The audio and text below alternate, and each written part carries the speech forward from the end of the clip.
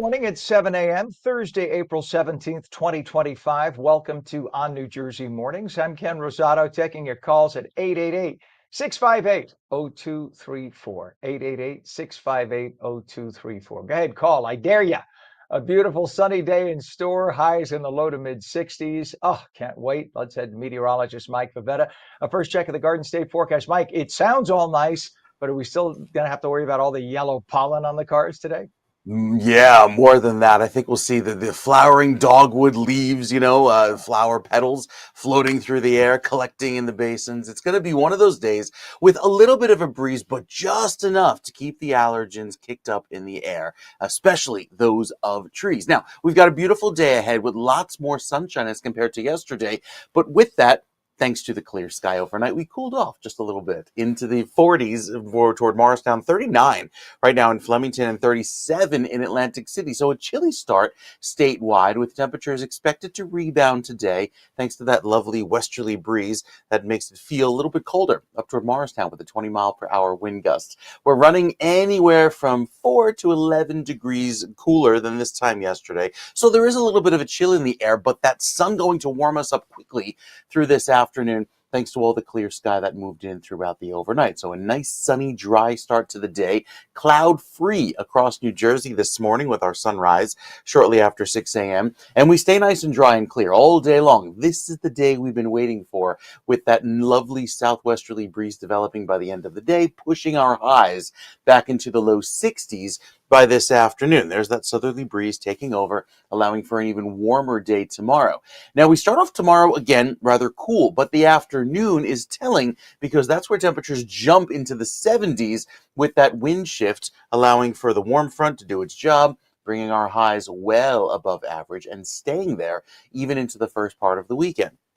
So with Saturday morning starting off rather mild, look at Saturday afternoon climbing up into the 80s for most of New Jersey, except for the coastal regions. It'll feel very warm throughout the first half of the weekend before some cooler weather settles in by Sunday. And even still, cooler weather is relative speaking. If we're in the 80s on Saturday, then cooler weather for Sunday, well, it means 60s. And we'll take it with all that sunshine around for Sunday afternoon. Easter Sunday looking great, a high of 63 in Newark. Same for you in Hackensack. How about 63 over in Trenton and 65 in Medford by the end of the day. So a very pleasant feel with just some clouds developing by the end of the day. A pretty way to start off the rest of the week and finishing up Holy Week with a nice dry feel. Again, there's our 80s on Saturday, very warm and even a touch humid with temperatures well above average. I don't think record setting, but with just enough sun, we could make it to the upper 80s in spots, and then still the upper 60s for Sunday. So a very pleasant feel to finish out the week. We'll tell you more about next week's weather and take a look at, those that have next week off for the holiday and your forecast coming up in just a few minutes. You got it. Mike, by the way, rocking the jacket, babe. Rocking the jacket. Oh, Looks it's that absolutely spring feel, fantastic. Thanks. You got it. The closest I came was a little mauve. It was too early for me when I picked out the jacket. Thank you, sir. Much appreciated. It is 43 degrees right now. We do have a what?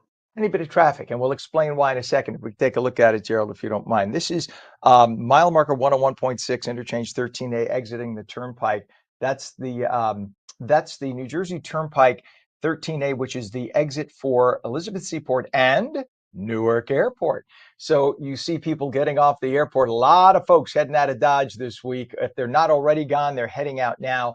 And we already have word that a lot of the parking lots, again, at a lot of the airports are full. So if you're heading out to one of the airports and you want to go there yourself to park your own vehicle, as opposed to taking, either a taxi or an Uber or a Lyft, make sure you have a reserved place to park, because there's a chance you may not be able to use the airport parking facilities. Just go online to the individual airport and just put, reserve parking, and you'll find a place. You could pay for it in advance. You just pull right up. Very easy to do, trust me. Other traffic, we have a water main break on Route 9, both directions impacted. This is north of Route 157 Shore Road in Galloway Township. All lanes are currently closed. Everyone's being detoured. Again, that's Route 9, both directions in Galloway Township. Emergency construction and a water main break also on Route 70 eastbound at Cropwell Road in Evesham. Evesham. I always forget. Sorry, I'm Evesham. Thank you. I'm the North Jersey boy. Gerald is a South Jersey. Also known as Marlton, I'm told. Thank you, Gerald, for that. So that's Evesham Township, one right lane and shoulder closed. So please use caution on Route 70 in Evesham. We have a crash on the Pulaski Skyway. We had a breakdown yesterday, now a crash. Northbound 1 and 9, the truck route by Raymond Boulevard. That's the same place we had the breakdown yesterday at this time. And we still have that emergency construction, I-80 east and westbound, both directions at exit 34, Route 15 in Wharton. Just beware of that, please, because that's going to be going on for the next few weeks. Our time now is 7:05. The Federal Aviation Administration is testing drone detection systems down at Cape May following unexplained drone sightings that happened last year. You remember we did our special on drones here on New Jersey. Well, following those sightings, a lot of folks, of course, were very concerned about it. So now, over 2 weeks, the FAA will deploy 100 drones from tiny to 1,320-pound models to evaluate remote ID, acoustic array, and X-band radar technologies. We're telling you so you don't get worried when you see them in the sky this time. The goal, to ensure these systems can spot other drones without disrupting aircraft navigation. This comes after hundreds of drone reports in New Jersey last November and December, which officials say included commercial, hobbyist, and law enforcement drones, plus mistaken sightings of stars and aircraft. Transportation Secretary Sean Duffy promised transparency, calling the tests vital for national security and safety. It is 7:06. The Trump administration has ordered a halt to construction on the massive Empire Wind project off of New Jersey and New York's coasts, citing inadequate analysis by the Biden administration. Lots of folks on the beach, beautiful Jersey Shore, the South Shore of Long Island, you'd be looking out and seeing giant windmills. Interior Secretary Doug Burgum directed the Bureau of Ocean Energy Management to suspend all work by foreign developer Equinor and launched a sweeping review of existing offshore wind permits.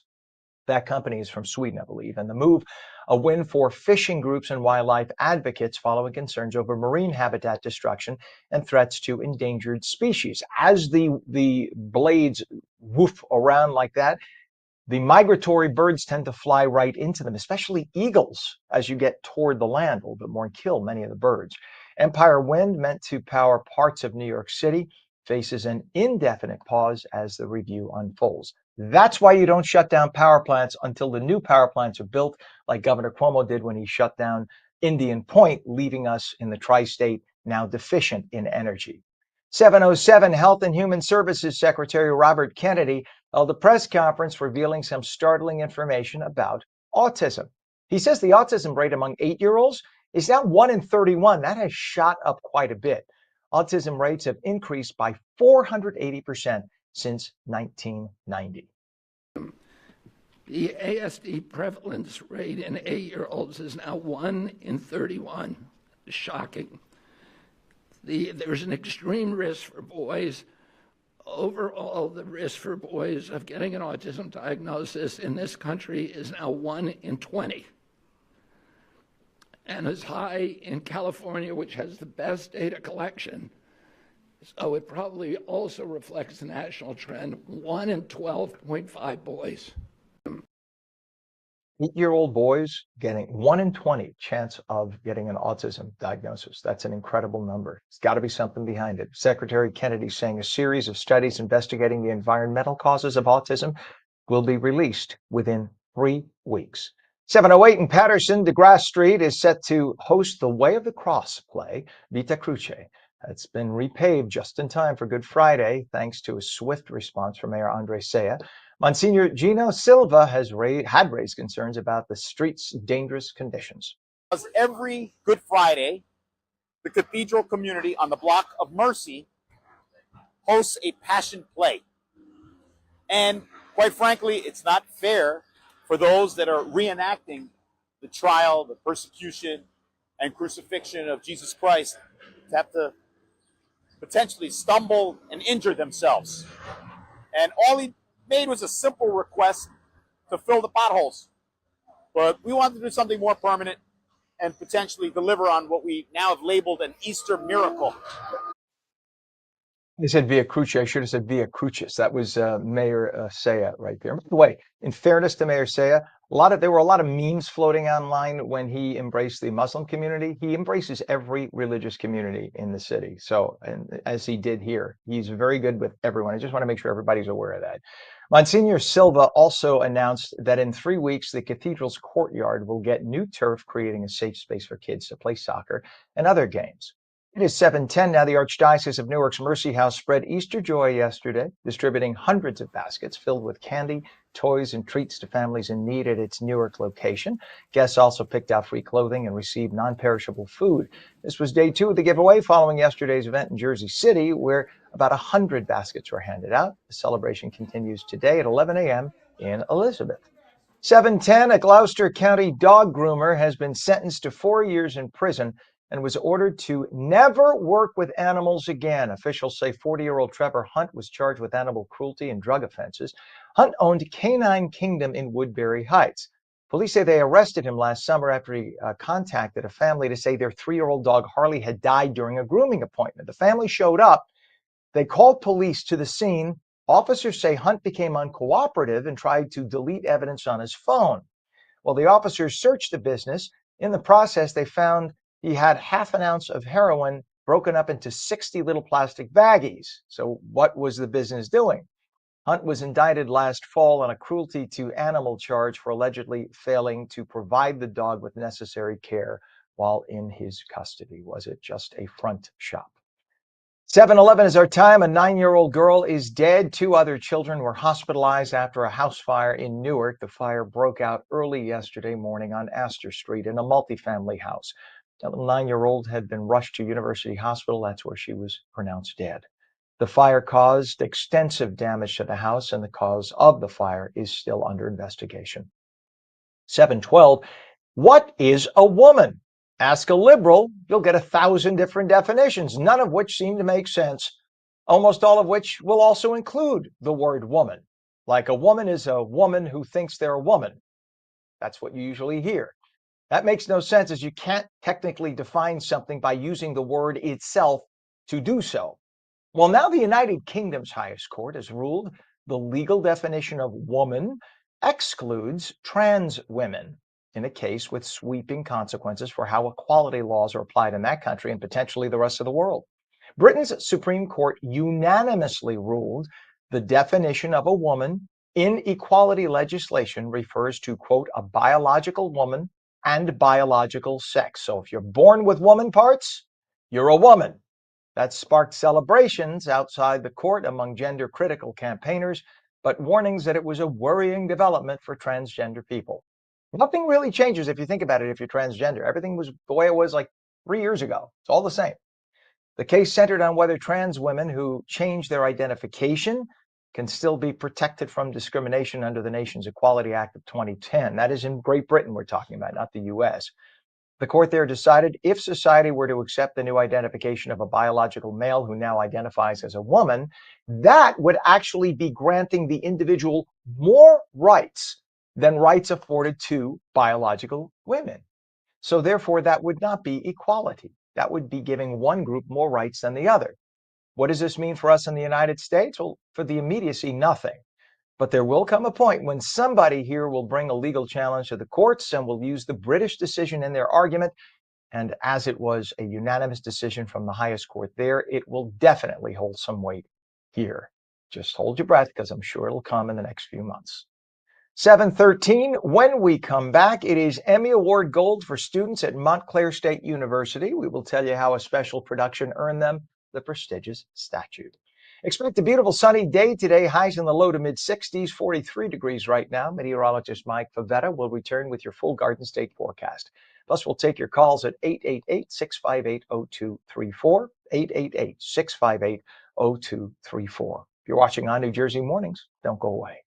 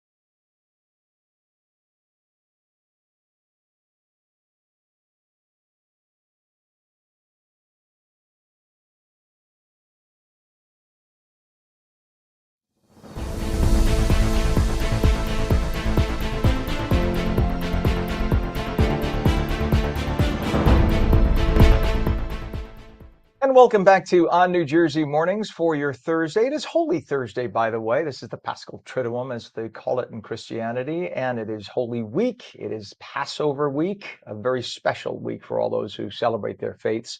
I'm Ken Rosato at 7:16. We'll take your calls at 888-658-0234, 888-658-0234. For those wondering, what is Holy Thursday? This is the night when they celebrated the gathering, the Last Supper, tonight. So that is what Holy Thursday is for those keeping score. Just so you know what the 3 days are. We'll go over it later.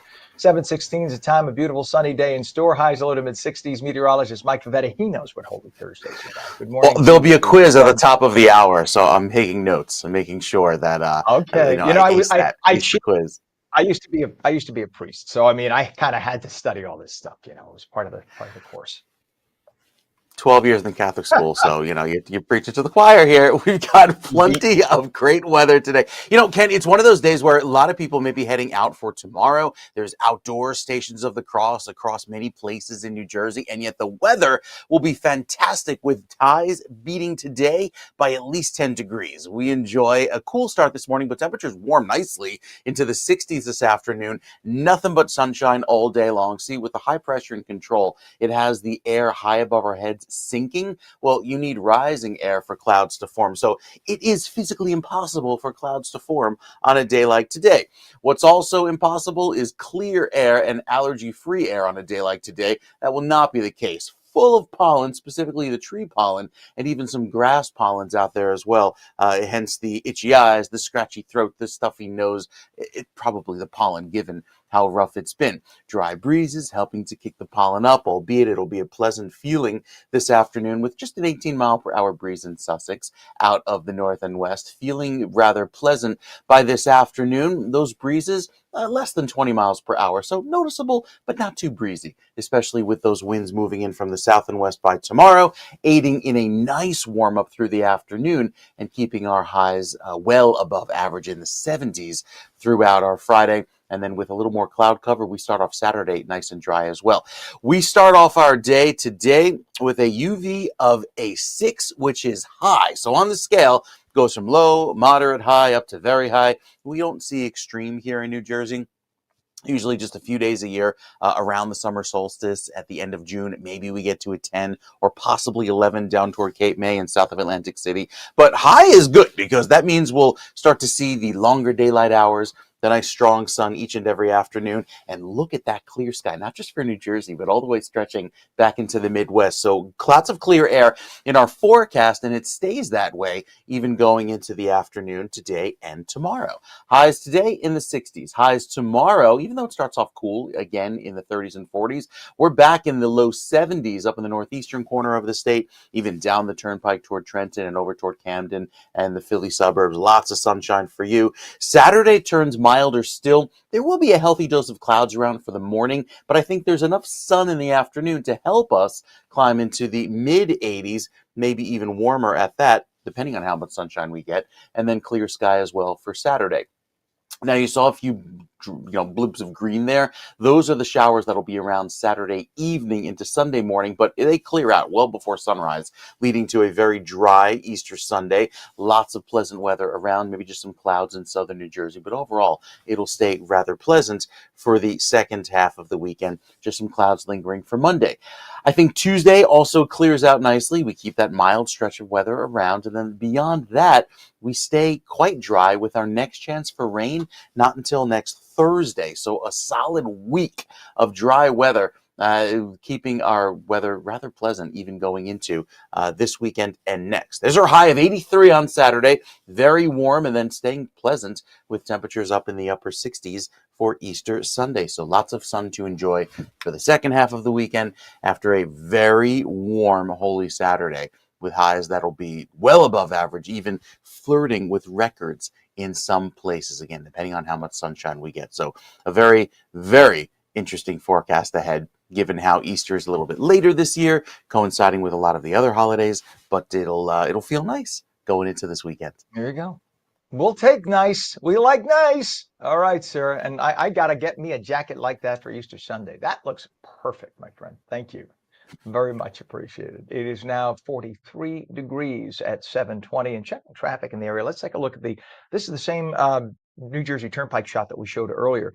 This is by the exit for Newark Airport. This is exit 13A or interchange 13A, rather, by Newark Airport in Elizabeth and also for the Elizabeth Seaport. Now you can see it's pretty much bumper to bumper, which gives you an indication of what's going on. A lot of people are getting out of Dodge. If they didn't get out of Dodge last week, which many did, they're getting out right now for the long weekend, for Easter weekend, Holy Thursday today. So you see that happening, and that's apparently happening throughout the tri-state. We focus on New Jersey, so that's what you see for Newark Airport. We have some other issues. Crash and a traffic signal down Route 70 eastbound west of New Hampshire Avenue in Lakewood Township. A left lane is closed. It's causing about a 10-minute delay.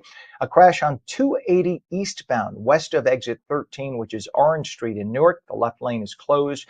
And we have a water main break, Route 9, both directions north of Shore Road in Galloway Township. All lanes are closed and everyone's being detoured.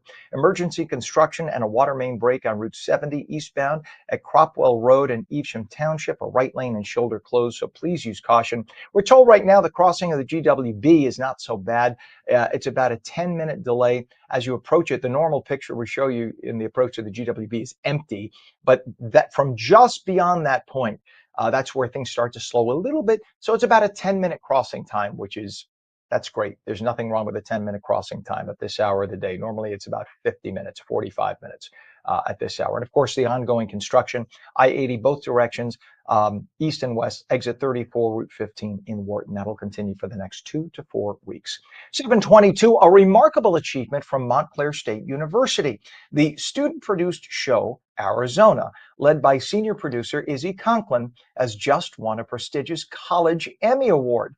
The show, created by a team of 16 students from New Jersey, dives into critical issues facing Arizona, from homelessness and politics to the crisis at the U.S. southern border. Joining us now is Izzy Conklin to share more about this incredible journey. Izzy, welcome and congratulations. Thank you so much. I'm so excited to be here, Ken. It's good to have you on. And tell us what it means to you and the team to get an Emmy. I mean, it really means the world to us. Even to get nominated back in December, we were all so elated. We were on the phone with one another crying, just like, we can't believe this, we can't believe this. So even to be out in Los Angeles just with a nomination, we were happy enough with that. But then to hear our names called for the win, we were over the moon. There's nothing to describe it. That's awesome. And this is just so that for folks who don't understand the way Emmys work, there are regional Emmys for like local news and things like that. Then there's the national Emmy. The college Emmys are part of a national Emmy. So this is a big, big deal. And the show Arizona, I mean, you merit an Emmy, certainly for this. It tackles some real heavy topics like homelessness, politics, the border crisis. What inspired you and your team to focus on these issues? A lot of it just came down to researching and calling people in the area and see what they were dealing with and facing, because we wanted to reflect what the people of Arizona were actually going through. So a lot of it was just calling up people in the area, seeing what their problems were, what problems they were facing. And so that's how we went to the border. That's how we talked about the water crisis, homelessness. The downtown Phoenix area is unlike anything else I've ever seen before in my life. So it kind of, the stories really chose themselves depending on what people in the area were feeling. And you were senior producer. So what has your role, or what was your role, if you will, in bringing the project to life? Like, what does a senior producer do for those who don't know? Because I know it's different in film as it is versus television, for instance. And what were some of the biggest challenges you faced? Yeah, so I was one of the senior producers alongside Danny Mastallegos. And so my role was doing the scheduling for the week of production, because we went during our spring break to Arizona to film all these stories. And there were a lot of different stories. I think we came back home with like 13 that we filmed within like 6 days. So that meant a lot of interviews and scheduling and production problems with people not having the right equipment and whatever. So I was trying to juggle all the logistics. And then once we got back home, it's just making sure that people are meeting their deadlines, because these stories do have a deadline since it is for a class. So a lot of it is just making sure people have what they need to make their deadlines.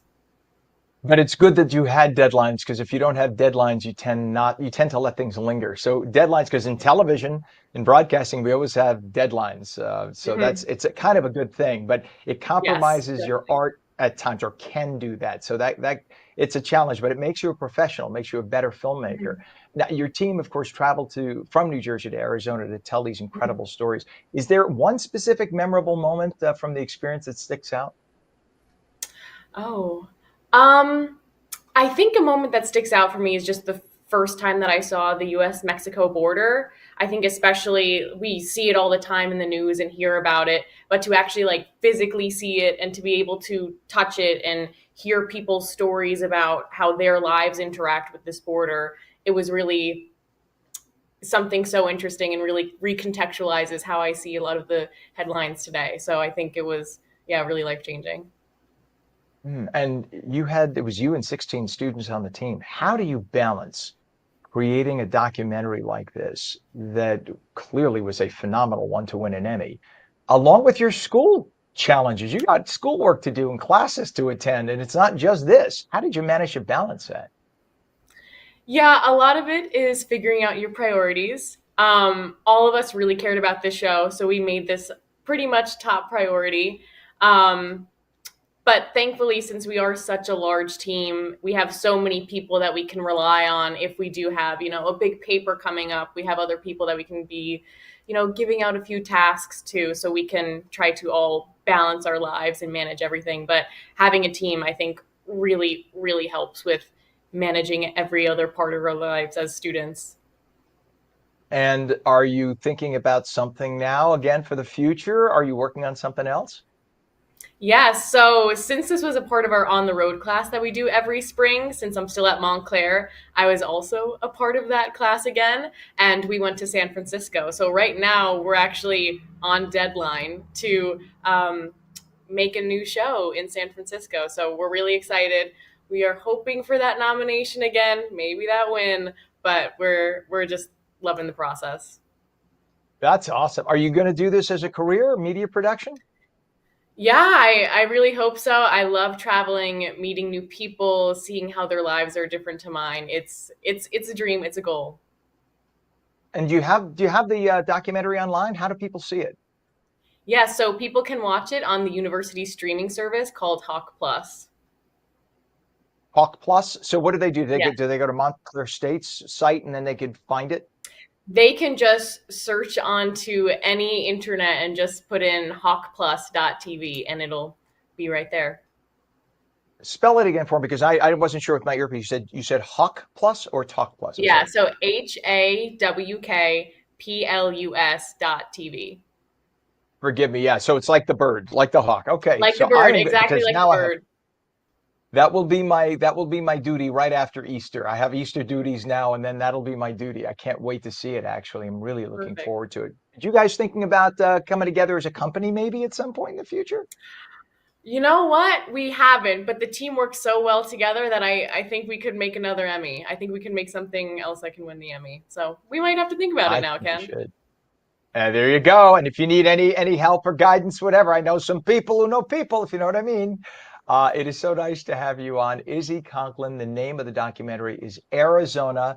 So you heard how to check it out. Congratulations to you and your Thank you. fellow Montclair State students. You are extraordinary. That is not the Thank you so norm, much. and I think you have a very bright future ahead. Thanks for being on today. Thank you. You bet. It is 7:29. When we come back, New Jersey Globe editor David Wildstein will have the latest on New Jersey's political scene with the Inside Edge, and we'll take your calls at 888-658-0234. Meteorologist Mike Favetta says sunshine, mid 60s, the full Garden State forecast when we come back.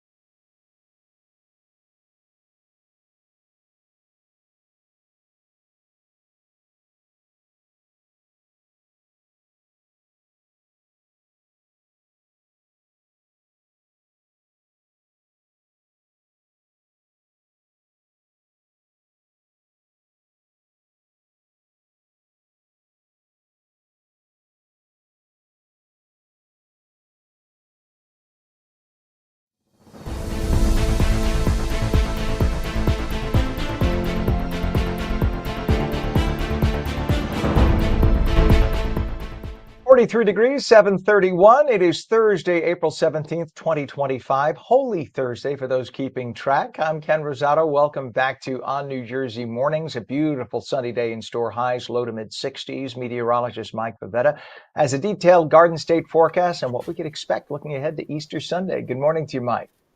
Hey, Ken, this is great weather to have a holiday, to enjoy some time off. Went over to the zoo the other day. I brought the kid, brought the wife, met some family there, and just had a fantastic time because the weather was so inviting. This is the time where you want to get out and enjoy. I'm sure you've taken a little walk. Did you go to Brentbrook Park yet to enjoy the Yeah, I cherry did. blossoms? Yeah, I did. Actually, it's funny. My husband took his family was in town, so he took them, and I felt like I was excluded. So I went down through it. It's such a pretty trip to go to Branch Brook Park. So definitely check it out. They're still in bloom in spite of all the wind blowing a lot of them to the ground. There's still plenty of blooms there, I'm told.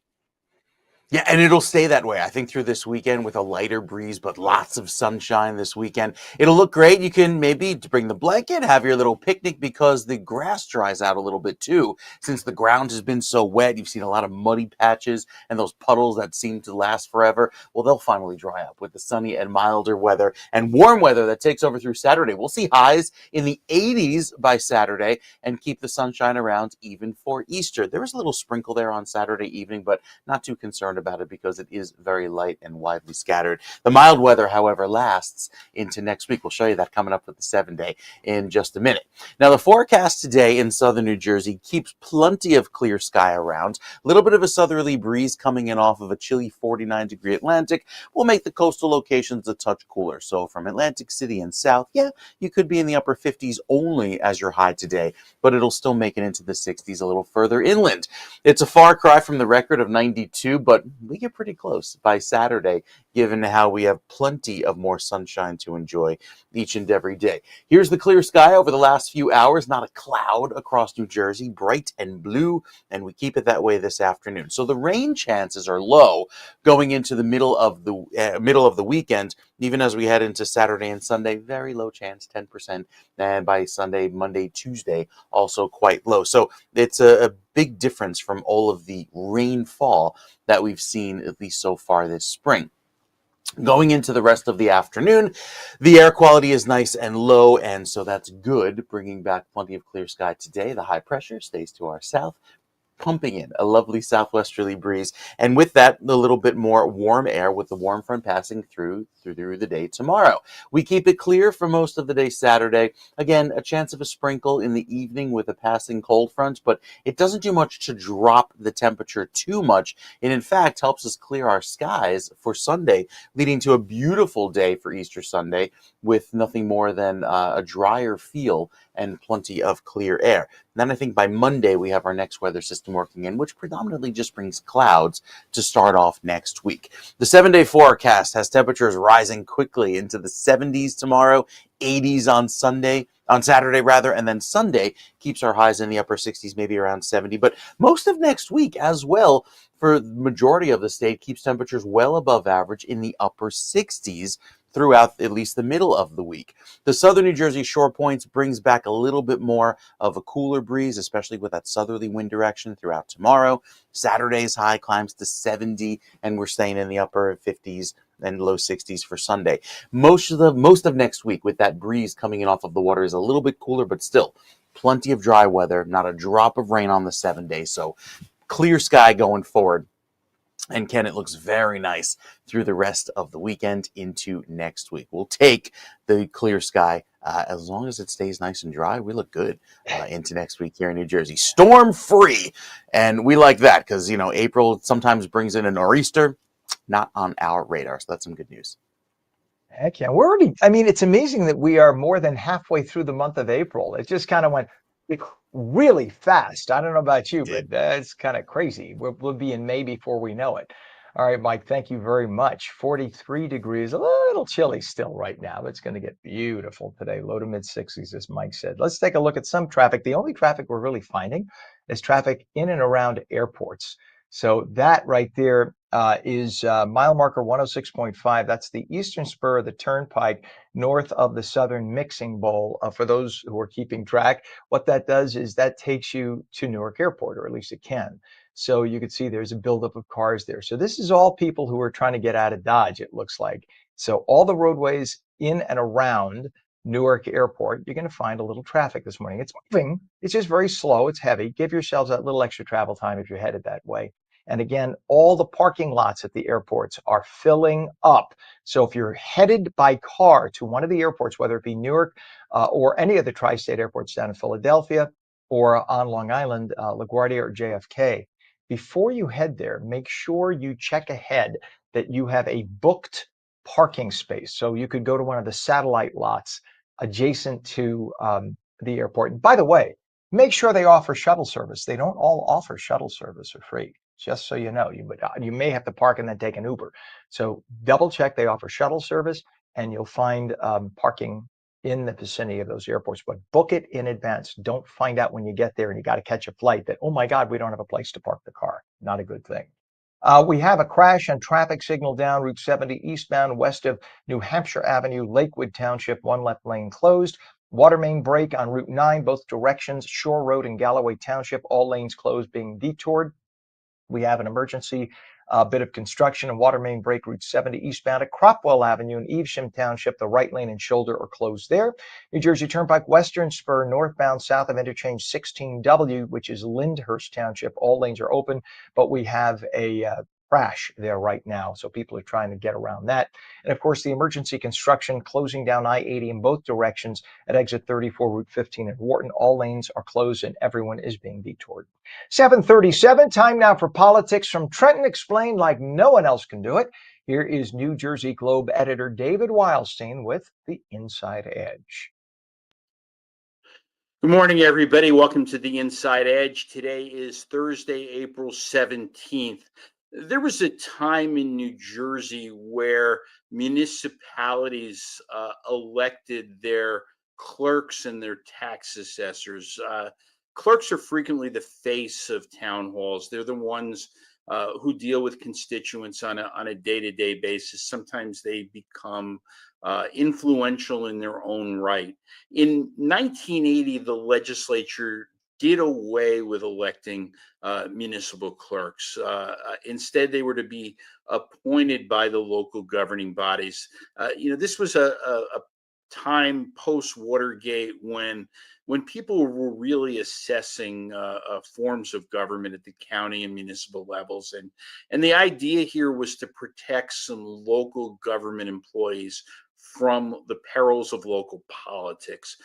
Part of the plan the legislature came up with was to give municipal clerks tenure if they were reappointed following an initial 3-year term.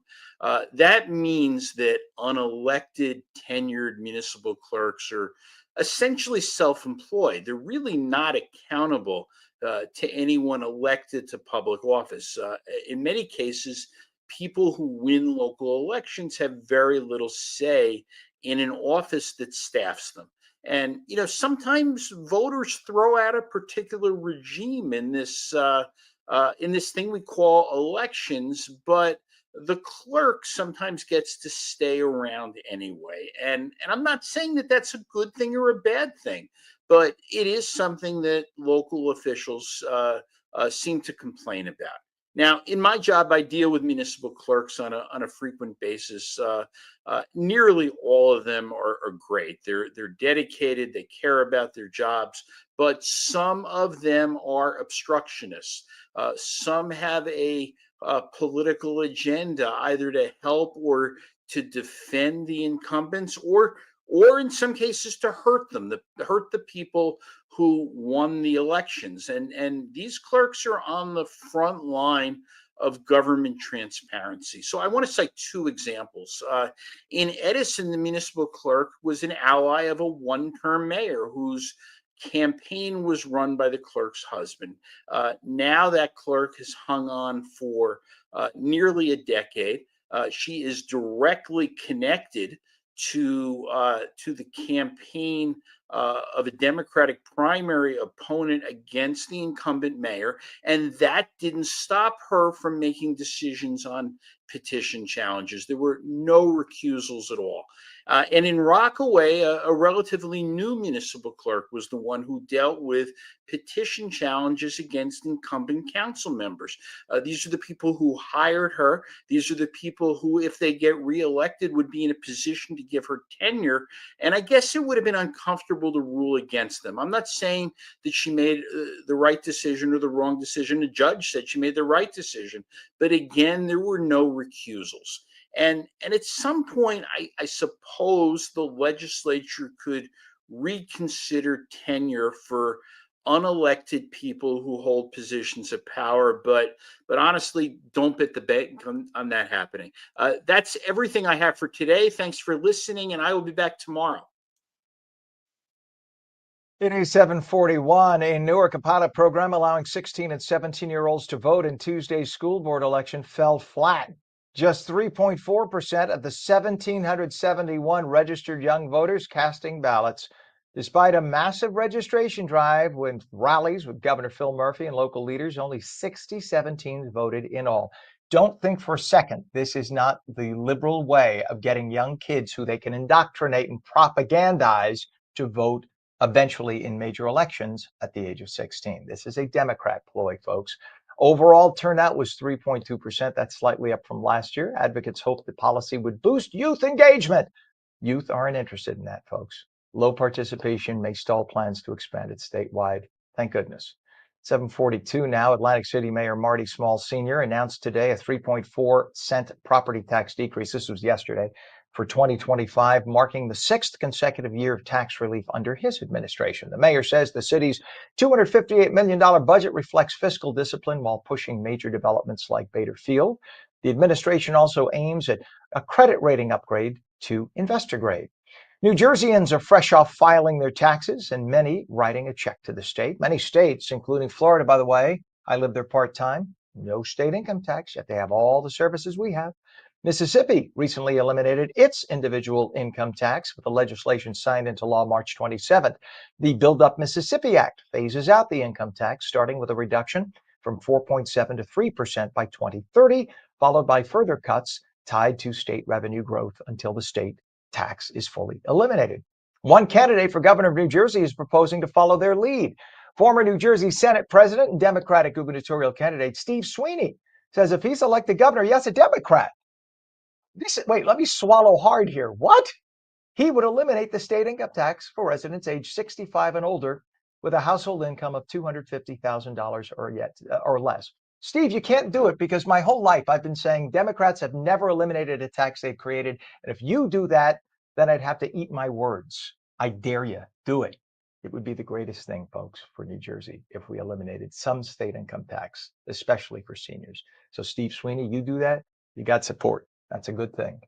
It is 7:44. A Gloucester County dog groomer has been sentenced to 4 years in prison and was ordered to never work with animals again. Officials say 40-year-old Trevor Hunt was charged with animal cruelty and drug offenses. Hunt owned Canine Kingdom in Woodbury Heights. Police say they arrested him last summer after he contacted a family to say their 3-year-old dog Harley had died during a grooming appointment. Police showed up. They searched the place. They found heroin. He's now been charged with charge of allegedly failing to provide a dog with necessary care while in his custody. Our time now is 7:44. When we come back, the largest pet rescue in the entire tri-state area is here in New Jersey. Kind of a hard segue to go from that to this, but this is the good news. We're going to talk with the founder of Funny Farm Rescue and Sanctuary in Mays Landing in just a minute. Get set for a beautiful sunny day today, highs in the low to mid 60s. Meteorologist Mike Favetta returns with the full Garden State forecast. And we'll take your calls at 888-658-0234. You're watching on New Jersey Mornings. Don't go away.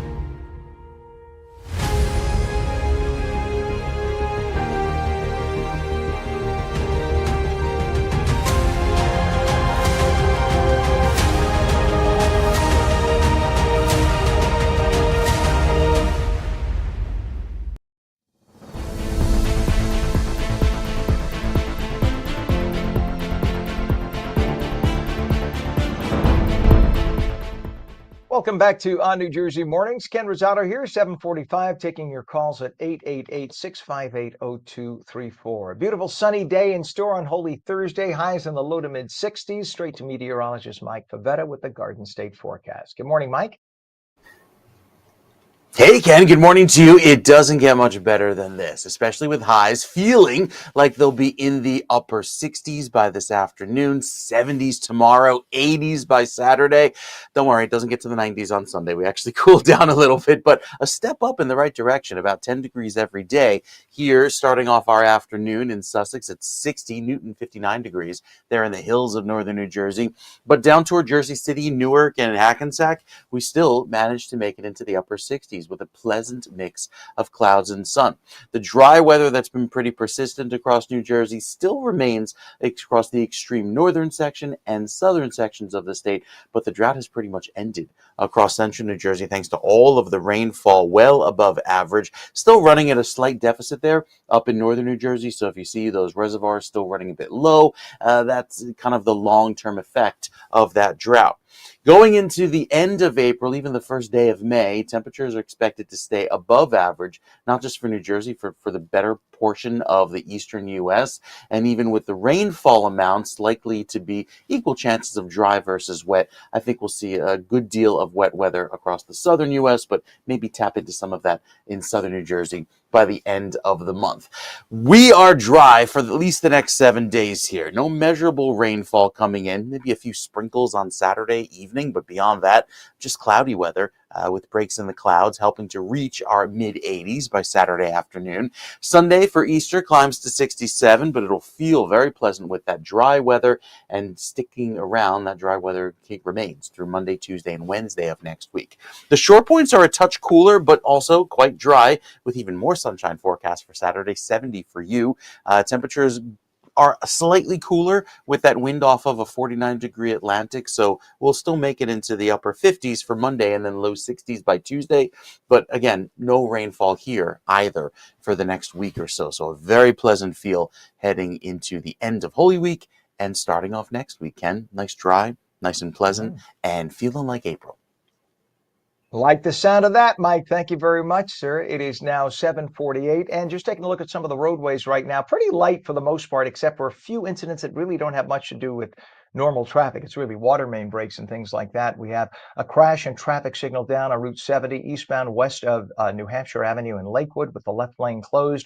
Water main break on Route 9 both directions north of Shore Road in Galloway Township. All lanes are closed and people are being detoured. We have a water main break on Route 70 eastbound Cropwell Road in Evesham Township. Right lane and shoulder are closed. Crash on the New Jersey Turnpike Western Spur northbound just south of interchange 16W in Lyndhurst. All lanes are open though, and emergency construction and that road work repair for the sinkholes both directions on I-80 exit 34 Route 15 in Wharton with all lanes closed and people being detoured. 7:49 and a win for New Jersey's wild turkeys. The state has canceled the 2025 fall turkey hunting season. The decision announced by Fish and Wildlife aims at protecting the state's 20,000 turkeys, a decline from 23,000 a decade ago. Who does the counting? Facing threats like habitat loss and predation, officials hope halting the hunt will boost hen survival and reproduction. This marks the first time the fall season has been closed, giving these birds a reason to gobble with joy. Somebody sits there with a clicker and goes, 1, 2. It is 7:49. The Marine Mammal Stranding Center sprang into action to save a gray seal pup entangled in netting on a Long Branch beach. Look at this poor little guy. The young male, weighing 67 pounds, suffered severe neck wounds from the embedded net, which also trapped a deceased spiny dogfish. A volunteer braved heavy rain to protect the pup until a technician could arrive to safely capture and transport it to the center. There, the netting was removed and the seal is now receiving critical care for deep wounds and infections. This marks the third entangled seal rescue in under a month for the center, which is currently treating 12 seals. God bless them for doing that. 750. Funny Farm Rescue and Sanctuary in Mays Landing is a haven for over 700 rescued animals and the largest animal rescue in the tri-state. The woman who runs it has impactful work. It's inspiring compassion and kindness worldwide. Joining us now is the founder of Funny Farm Rescue and Sanctuary, Lori Zaleski. Thank you so much for doing what you do, and thanks for being on this morning. Good morning, Lori. Oh, thank you for having me. I really appreciate it. You bet. You like the lead-in stories we gave you? We figured we'd give that the softball after the terrible story we had to do 5 minutes ago. How did Funny Farm begin, and what promise to your mother fueled this mission? Tell us about that story. So my mother was going to be a nun, but instead married the devil, my father. So we escaped. We moved into a shack in the woods, and she started to work at an animal shelter. And she brought home every animal that was going to be euthanized, and she called it the Funny Farm. They were all in our house. We had 35 animals with a baby horse, baby pig, all sorts of different critters. And she called it the Funny Farm. And I said, Mom, why the Funny Farm? And she said, it's full of animals and fit for lunatics. And we went up staying there for 28 years. It was supposed to be a temporary place. And I promised her my entire life. I said, Mom, I'm going to buy you a farm of your very own when I can. And in my 20s, she was diagnosed with cancer. So I hurried up to try and buy this place. And she died right before I made settlement on the property.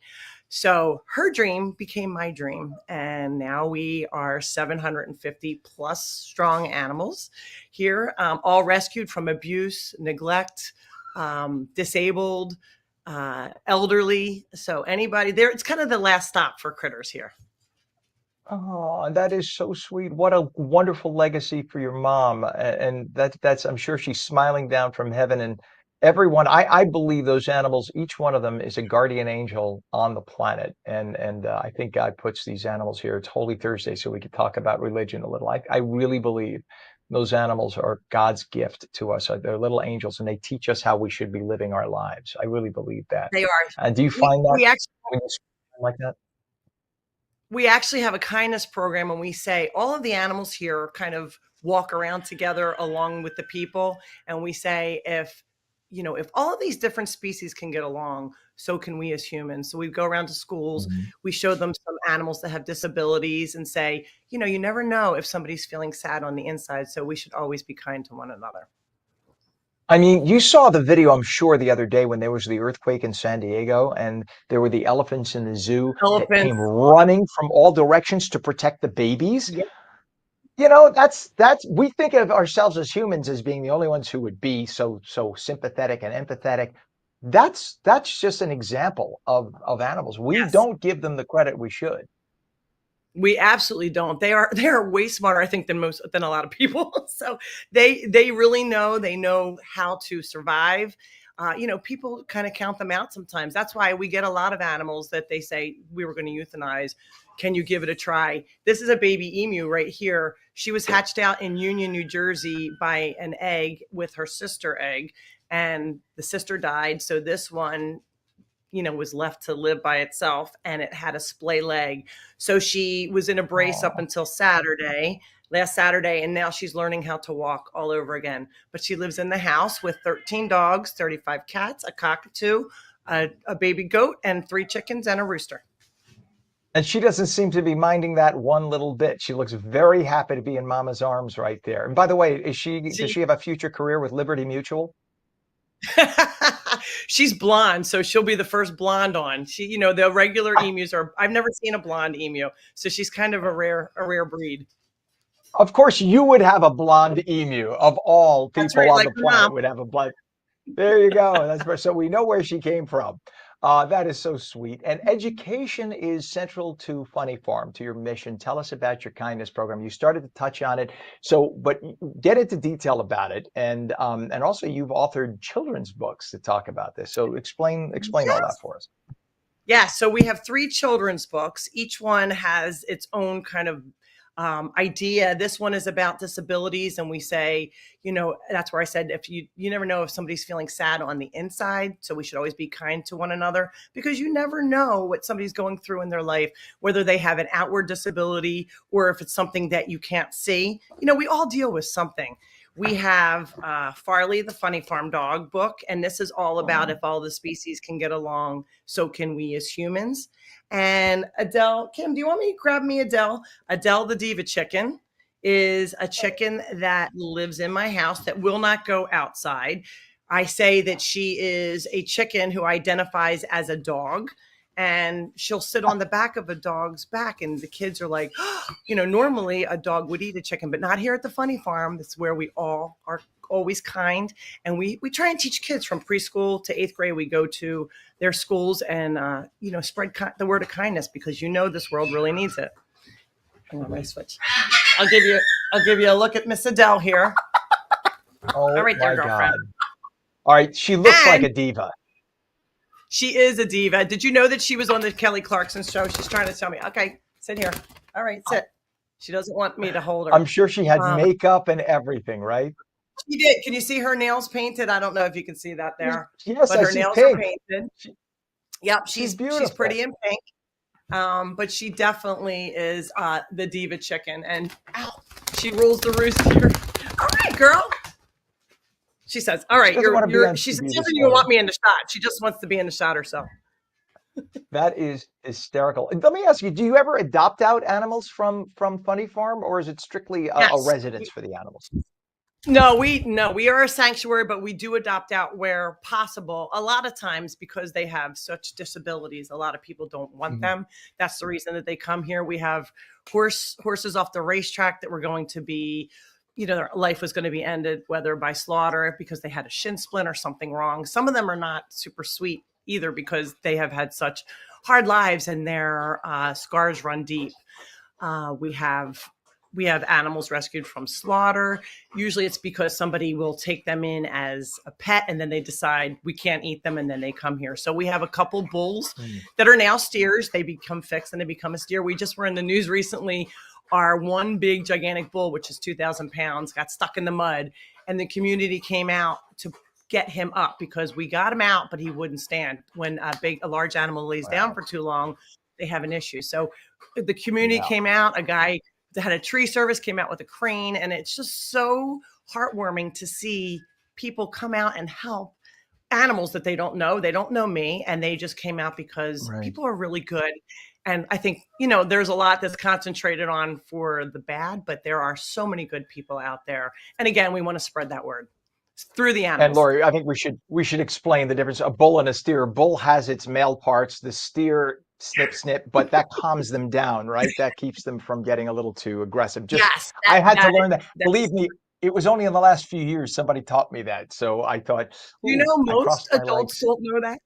Most adults do not know that. So they're bulls, and they walk around loose here. The big gigantic. I have a 2,500 pound steer, and then the 2,000 pound steer. So they walk around loose, and so it's a good thing that they are a steer and not a bull. Yes, because otherwise it'd be a little crazy. Now, number one, how many acres is your facility, and how many people do you have helping you? Because these animals don't take care of themselves. So we are all volunteer run. We have 25 acres here. We are open Tuesdays and Sundays. I work a full-time job as a graphic designer and photographer, so we're only open those 2 days. We are even open on Easter. We just close a little bit early so the volunteers can get home. It's free to get in. My mother, didn't have $1 for any of us kids to go anywhere. So I want to pay it forward. So no matter what your financial situation, you can come here and visit the animals and not spend a dime if you don't have it. We run on donation only. If you want to volunteer, you can sign up on funnyfarmrescue.org, and it says get involved, and you can fill out the application. It's not an application. We'll accept anybody. We don't care how old you are. You can be 5, you can be 85. We will give you a little intro, and there's jobs for everybody. So you can really feel like you're part of something and make a difference. You got to go visit. This sounds amazing. I can't wait. You will see me, Lori. I'll set this up. I have to come down there. I'm going to bring my camera too. I can't wait to visit, because I would end up probably moving in. I'm just such an animal lover. Sadly, I still eat meat. Not always, but I could never hurt an animal. Just don't tell the animals that I eat meat, please. Keep it our little secret, okay? Well, I'm Lori going to be Zaleski, looking. go ahead. I'm going to be looking for you when you visit, Ken. So Absolutely. come see me. Absolutely. I'll come and I'll help feed the animals. I'll help clean up whatever you need me to sweep up. I'll do it. I'll help you all out. Lori Zaleski, founder of Funny Farm Rescue and Sanctuary in Mays Landing. You are a walking saint. Thank you for joining us this morning. Your mom is smiling Thanks so down much for on you. having You me. know that. Take care. God All right, bless bye-bye. you, and happy holidays. You bet. You It is too. 8:00 right now. When we come back, thank you. When we come back, we'll have a powerful message of resilience and inclusion as kids with disabilities get empowered. And we'll take your calls at 888-658-0234. We're coming right back.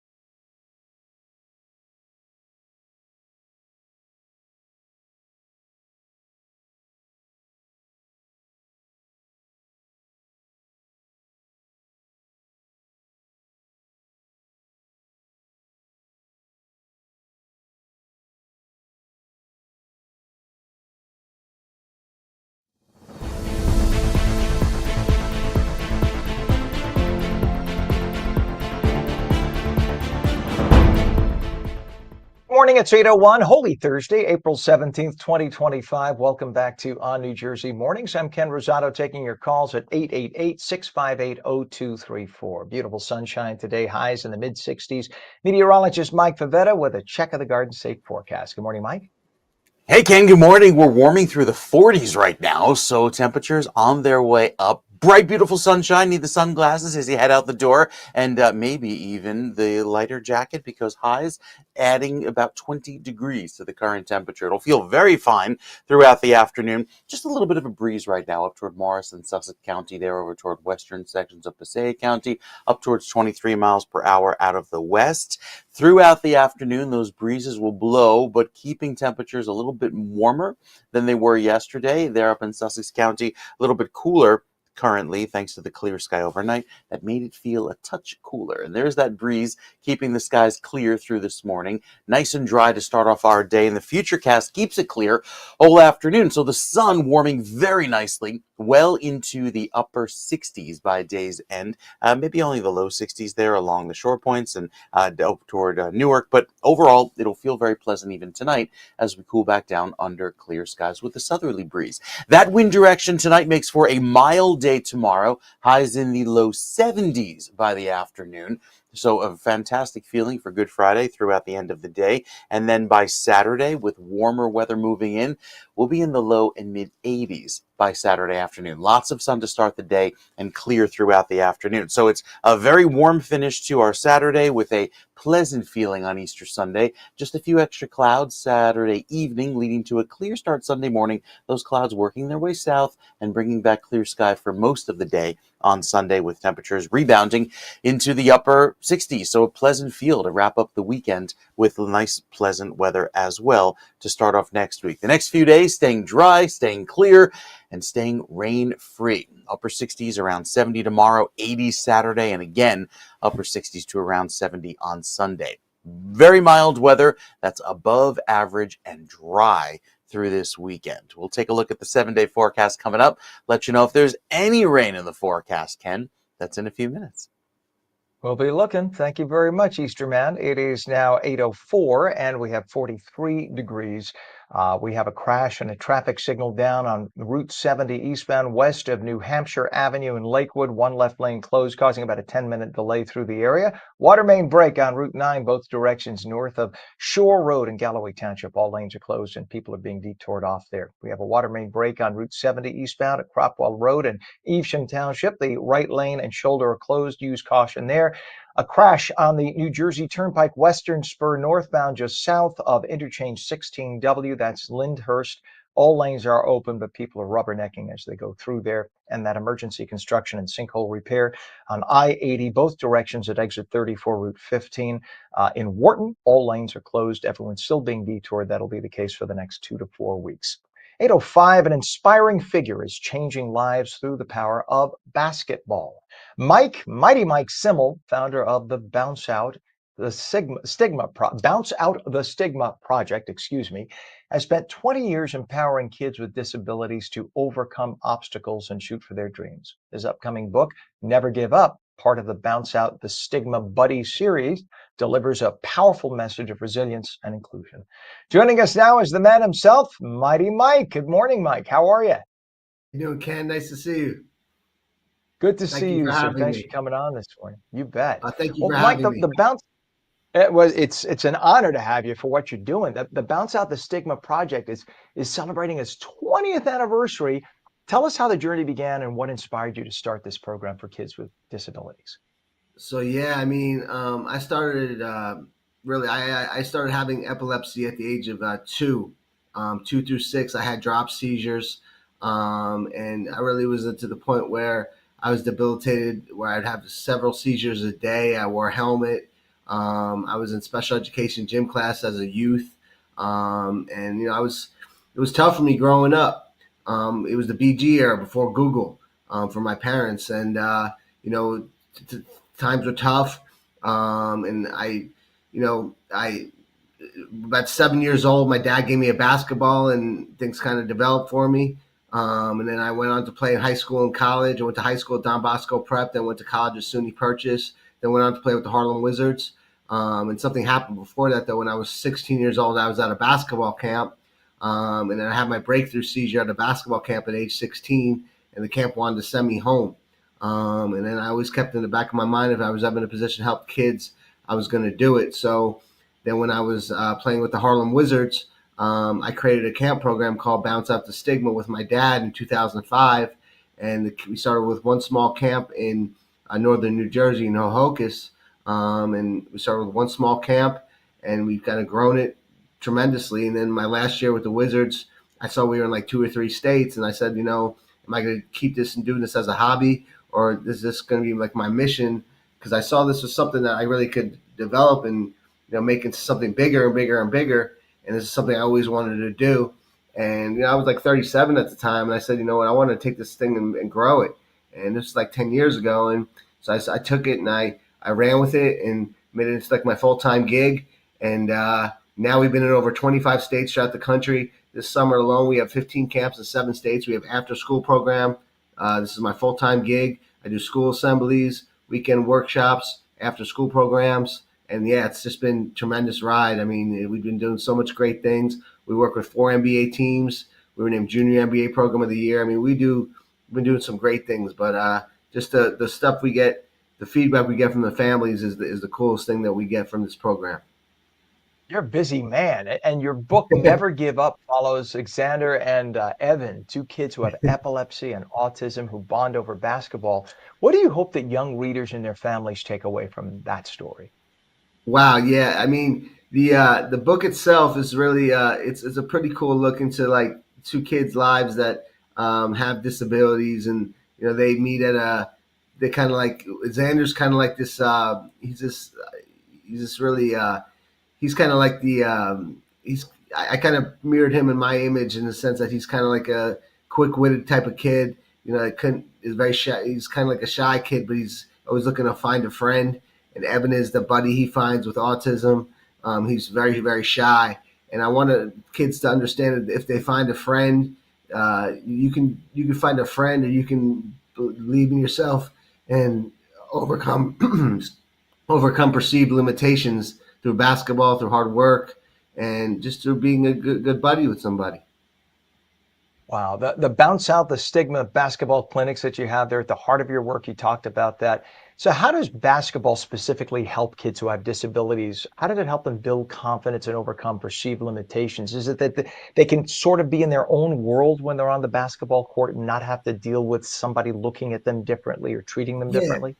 Yeah, really. With our program, it's fantastic because with the motor skills, with the sensory integration, the motor learning, and the basketball fundamentals all combined into one, we kind of integrate everything together and make sure that really it's all the stuff that's combined with that. And it's self-empowerment. It's really self-empowerment because you gain confidence by doing the drills. And the drills that we give the kids, it's not just, we just don't roll the ball. A lot of like programs with special needs, they just roll the balls out there and say, okay, kids, ready, let's play. But with our program, it's different because we teach kids drills that they can use with them and develop their confidence. And the confidence they use is confidence that they can grow with through different things in their lives. Really, with the confidence that they develop, they can do it in any type of aspect of their life. I mean, they don't have to be basketball players per se. They could be anything they want to be in this world. They can be singers. They can be dance. They can take dance classes. They can take, be scouts. They can be, just be a great brother or sister or person. I mean, whatever they want to be, they could do. And we're so happy that we've been able to grow in 20 years and have kids come back to us and even be volunteer coaches in our program, So it's just, it's fantastic when you could see a kid grow and see a kid harness their abilities and just give you a hug or give you a high five and say, look, thank you for helping me, Mighty Mike. And their parents coming up to you and saying, you did this for our kid. And that's the greatest award. I mean, we won many awards over the year. We were named Junior NBA Program of the Year. I was named Junior Knicks Coach of the Year last year. I was, named a Kentucky Colonel and 10 Outstanding Young Americans Award, and given awards by all these different pro organizations, and just a bunch of awards have been given. But the greatest award that I get, and me and my staff get, the greatest award we get is when the parents and the kids come up to us and say, "You've given us an intrinsic value, intrinsic goal has been accomplished, and we really have developed something great." Because I would imagine a kid who maybe has an epileptic seizure in front of friends, they get looked at differently or treated like they're going to be broken if people approach them or play hard with them. And I would imagine that when they get out there and they show, I am just as good as you on this basketball court. I could play just like you. You don't have to treat me like a China doll. I'll be fine. That must instill confidence in them so that they could go out there and be everything they can want to accomplish, as opposed to being a fragile kind of in a shell kind of an individual. So that must really open them up, and that can help every aspect of their lives. Absolutely, Ken, and that's been something in my life too. You know, having epilepsy throughout my life, they kind of see through my eyes because I've been that kid. You know, I was that kid myself. You know, being in college and high school and having that seizure and having worrying about what people are going to think of you. That's kind of like something that you always think about. You know, and these kids they look at me and they see that I'm the type of guy that I've been where they've been. You know, and it's okay to be, if there's somebody out there that's listening to this right now that has epilepsy or has a disability and you're worrying about what people are going to think of you, don't worry about it. You know, your true friends are going to be there for you no matter what, and you're going to have your support network. And we try to teach the kids that your support network will always be there for you no matter what. And it's okay to be to be vulnerable. You know, to be vulnerable and let yourself let go. And then once you do that, you could be yourself. Mike, what is a Absolutely. website so people can get more information? So if you go to bounceouttostigma.org, you will find more information about our programs. You'll find some of the great programs that we run. We have 4 summer camps. Well, we have 15 camps in 7 states this summer. We do 5 after school programs this spring. We actually have 4 summer camps in New Jersey this summer in August. One's in Egg Harbor, one's in Ramsey, New Jersey that we partner with the New York Knicks. We do one in Fort Lee and one in Westwood, and all in August. So that's Awesome. some of the stuff that we do. Yeah. Like I said, a busy man. I don't know how you do it. Mighty Mike Simmel, founder of the Bounce Out the Stigma Project. Thank you so much for being with us this morning. God bless you for what you do. Thank you, Ken. God bless you too, and have a happy Easter. You as well. Happy Easter. It is 8:14 right now, 43 degrees, a beautiful sunny day in store, highs low to mid-60s. Meteorologist Mike Favetta will return with your full Garden State forecast, and we'll take your calls at 888-658-0234. You're watching ONNJ Jersey Mornings. Don't go away.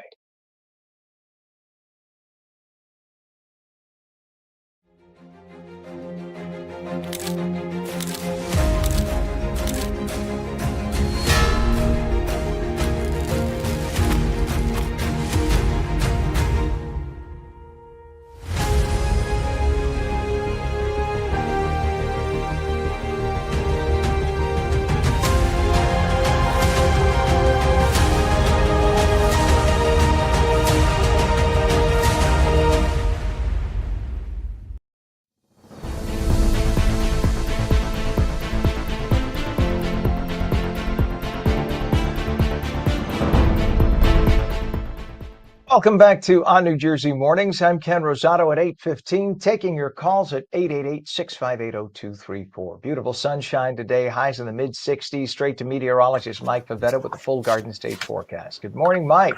Morning to you, Ken. We've got a really pretty day ahead. Lots of sunshine around and high UV. That's a first going into the second half of April, as the sun is at just a high enough angle. You could burn in about a half hour on fair and protected skin, especially with the sun shining across central New Jersey, and temperatures will be mild enough for you to enjoy an afternoon out and about. From New Brunswick to Matawan and Freehold, temperatures hold in the mid-60s, slightly cooler along the shoreline, maybe only making it to 60 in Long Branch, but that's still a very pleasant feel. Down by Point Pleasant and Toms River, low 60s for you.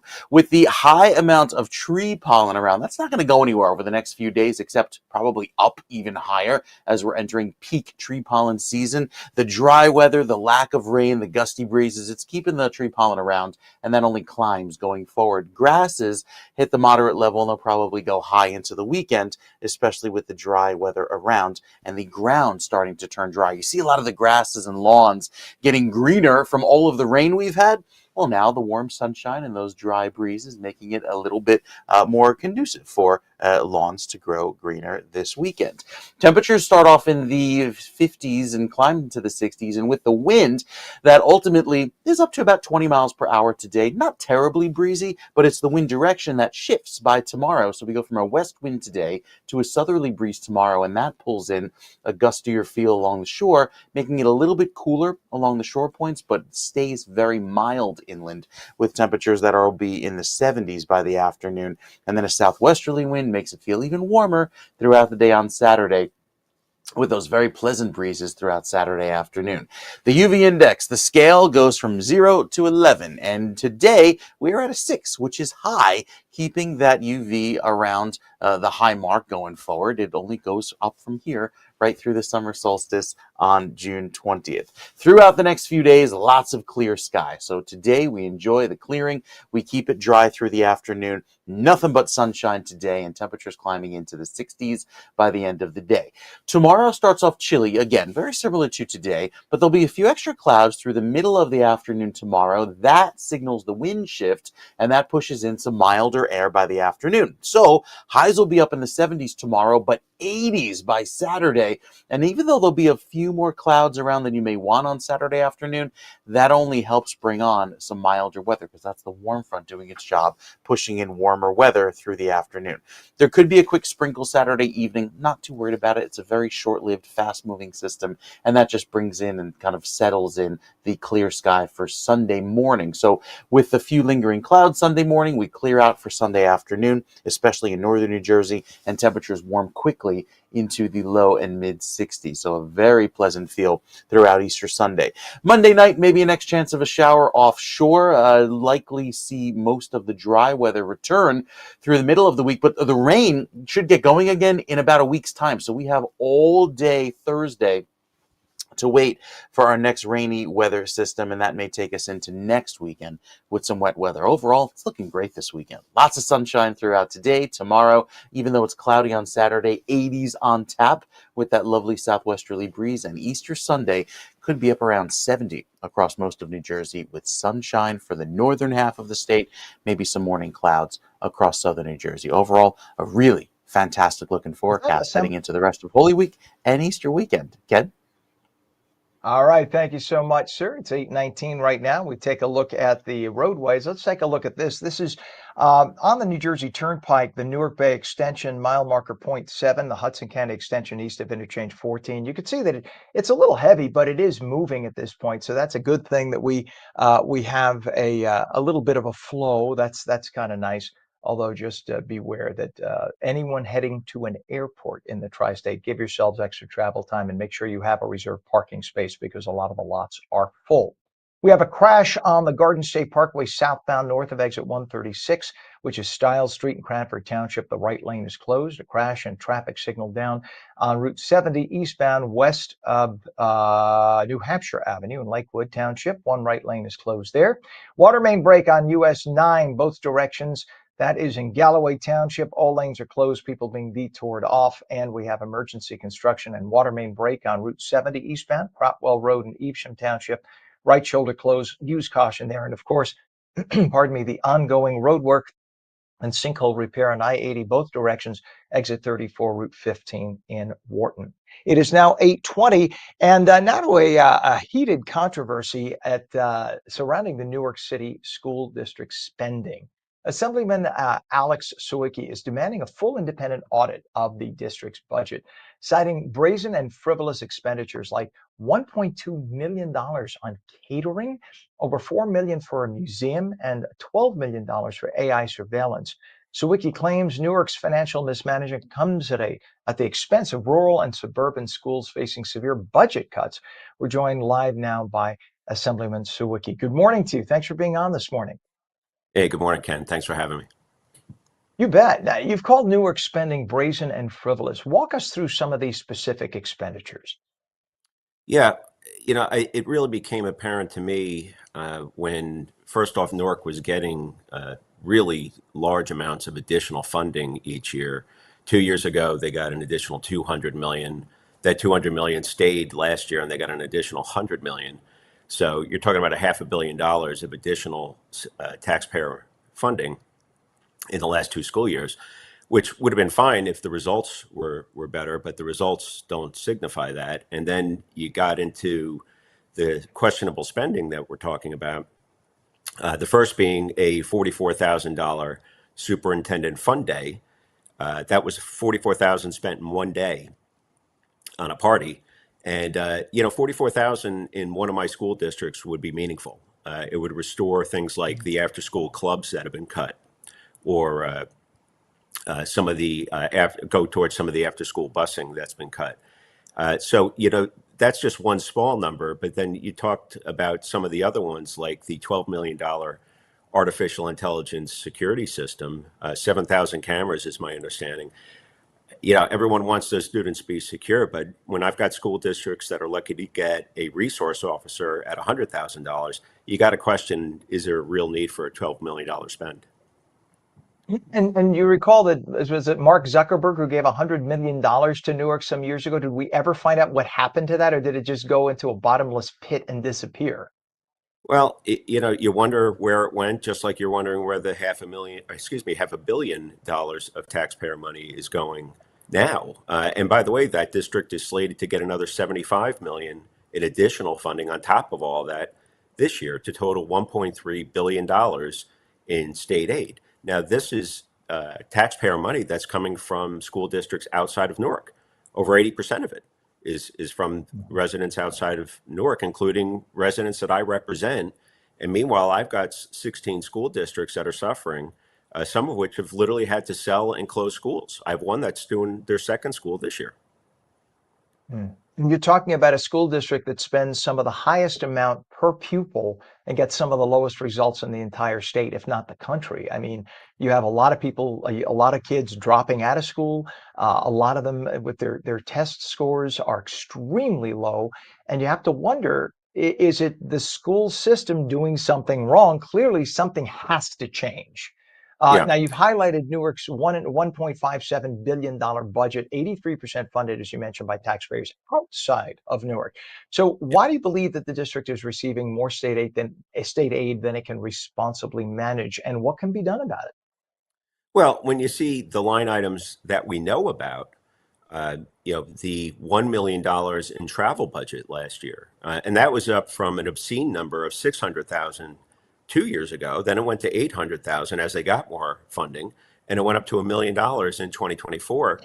And they took trips, their superintendent, administrators, and more than 10 of their volunteer school board members went on trips to places like the Bellagio in Las Vegas and Hawaii.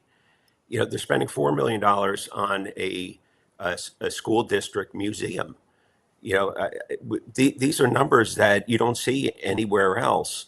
And, as you mentioned, the results aren't reflective of what they're spending the money on helping the children of the school district. And I want to be clear, I want to see those children do extremely well. I want to see the children of all school districts go well.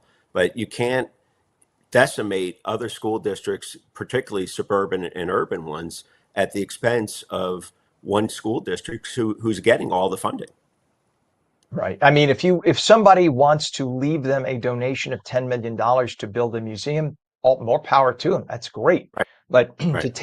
to take money away from I'm just throwing it out there. I'll say more. I'm making this up. Morristown schools, and say, all right, we're going to take 10 million because we need to build a museum in Newark. Meanwhile, we got to close down a school building in Morristown. That's just obscene. That's just poor management. Now you have legislation A5179 proposing assigning a fiscal monitor to districts like Newark or any place that there might be fiscal mismanagement. How would this oversight work, and why do you think it's necessary? And can it pass with a Democrat majority in the state legislature?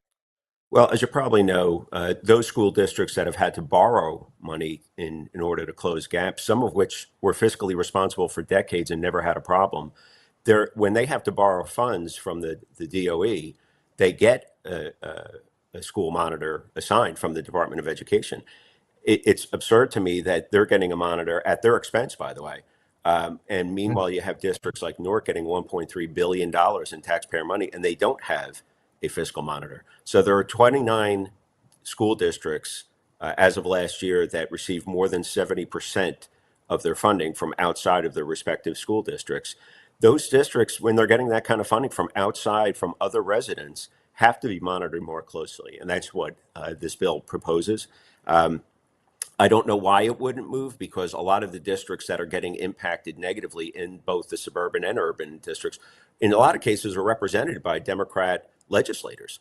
I don't know why they're not speaking up more, but this would absolutely help ensure that the funding that's going outside of their respective legislative districts and their school districts are getting spent wisely. And we need that. We obviously need more oversight. And again, the numbers we talked about are just the ones we know about, which is why I requested a full audit. Well, you've suggested redirecting 75 million of Newark state aid to southern school districts in counties like Atlantic, Cumberland, and Monmouth. What Yeah. specific impacts are those districts facing due to the funding cuts that we're talking about, and how would this reallocation help? Yeah, and again, most of those counties I don't even represent. I just have looked into it to know that you've got school districts in Atlantic and Cumberland and others that I don't represent. But in Ocean and Monmouth, for example, where I do represent those school districts, they've had to cut AP classes, as an example. They've had to cut after-school busing. I have one school district that had to cut courtesy busing, which what that means is, if by law, if an elementary school student lives within 2 miles of the school, they have to walk. So, these are the types of things that are being cut. Never mind the hundreds of school teachers that have been had to be laid off or fired as a result of this. But then the most extreme is, I have school districts that have had to sell and close schools. I have one school district that is doing that for the second time in a row this year. They've closed an elementary school, now they're closing a middle school, and this is just to close the budget gap.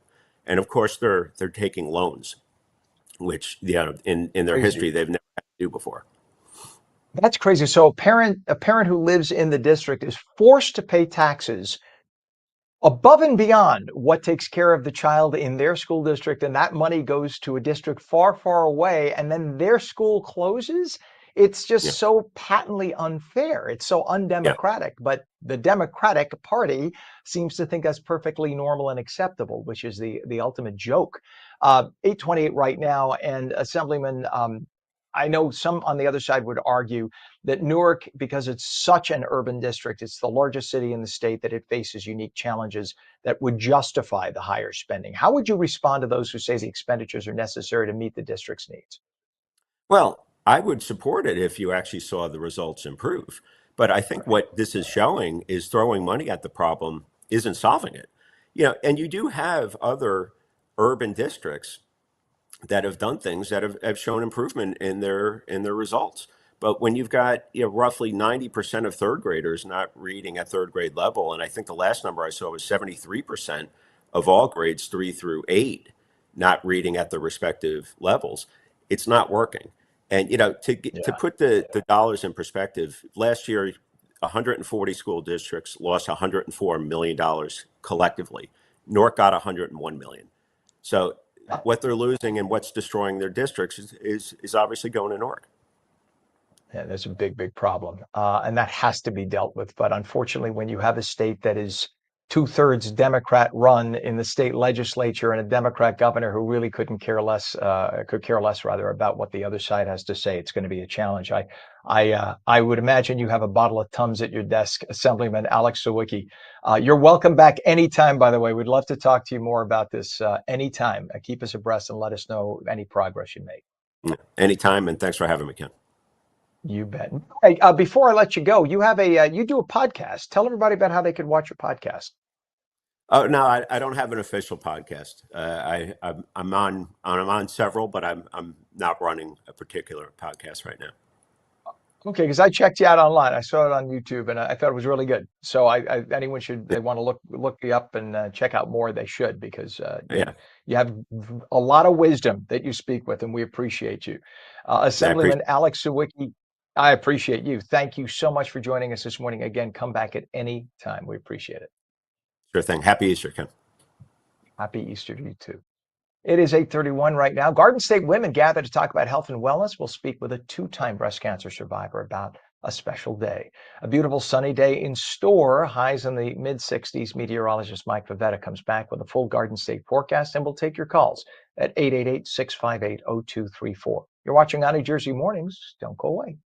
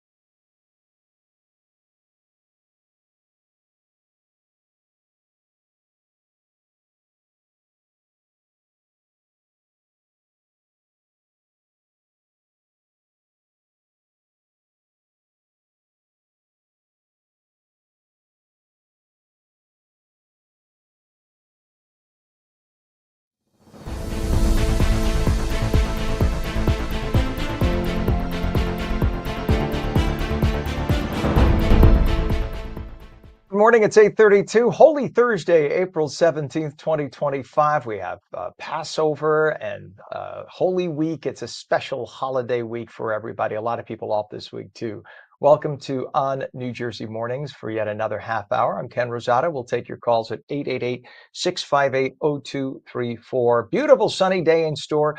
Highs in the mid-60s. Straight to meteorologist Mike Favetta, fully decked out in his Easter vest jacket with the Garden State forecast. Good morning to you, Mike.